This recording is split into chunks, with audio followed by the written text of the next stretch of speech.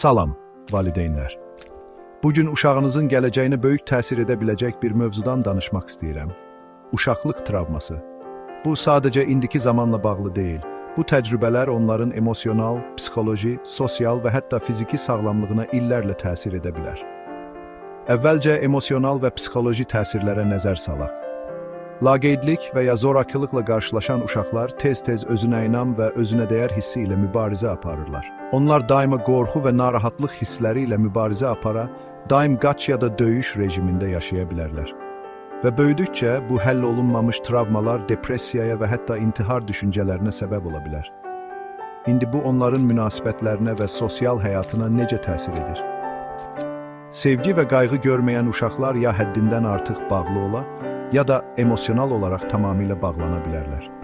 Onlar özlərini zəhərli və ya zoraki münasibətlərdə ya zorakı, ya da qurban kimi tapa bilərlər. Və unutmayaq ki, travma onların empatiya və sosial bacarıqlar inkişaf etdirməsini çətinləşdirə bilər ki, bu da dostluq münasibətləri qurmaqda və başqaları ilə çətinliklərə səbəb olur. Bəs onların peşə həyatı və uğurları necədir? Travma almış uşaqlar ya həddindən artıq ehtiyatlı ola, ya da risk etməkdən qorxa bilərlər ki, bu da onları yeni imkanlardan məhrum edir. Bəziləri qeyri-mümkün bir standart üçün səy göstərən perfeksionist ola bilər, bəziləri isə uğursuzluqdan qorxaraq ümumiyyətlə çalışmaqdan çəkinə bilərlər. Səlahiyyət də çətin bir sahə ola bilər, onlar müdirlərlə toqquşa və ya hər tələbə əməl etməyə məcbur ola bilərlər.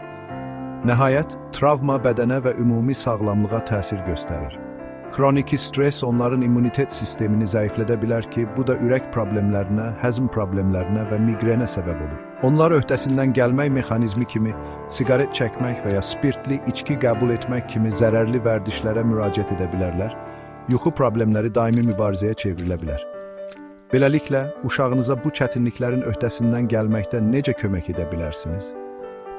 Əvvəlcə travmanı qəbul edin və bunun onların günahı olmadığını anlayın. Peşəkar dəstək axtarın, psixoloq və ya terapevt böyük fərq yarada bilər. Sağlam həyat tərzi, idman, meditasiya və yaradıcı fəaliyyətlər vasitəsilə özünə qulluğu təşviq edin. Onları zəhərli təsirlərdən uzaq, dəstəkləyici bir mühitlə əhatə edin. Ən əsası isə onlara şəxsiyyətlərini yenidən formalaşdırmağa kömək edin.